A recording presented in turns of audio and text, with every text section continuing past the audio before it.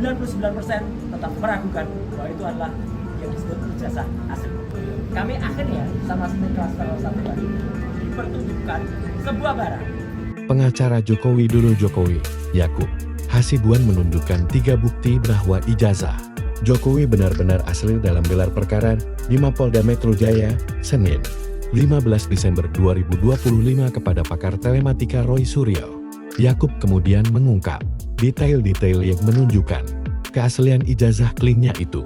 Ada watermark-nya, ada emboss, lintasan garis merah, semua sudah terbukti ada. Jadi, apalagi yang nanti harus kita diskusikan? Mungkin teman-teman bisa tanya ke pihak sana, ujarnya. Selasa 16 Desember tahun 2025.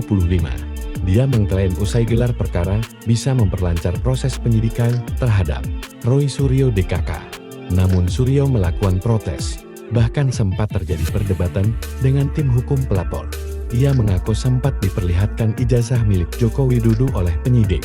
Namun dokumen itu tak boleh disentuh dan hanya ditunjukkan sekilas. Pas foto di barang itu, saya dengan tegas dan lantang ragu foto itu sudah lebih dari usia 40 tahun, kata Roy Senin malam. Menurutnya, foto itu terlihat terlalu tajam dan baru untuk dokumen yang diklaim diterbitkan era 1980-an untuk kertas foto tahun 1980-an. Seharusnya sudah mulai pudar, tuturnya. Bahkan foto di ijazah dokter Raismond yang baru 23 tahun sudah mulai rusak. Ini masih tegas dan jelas, ujarnya.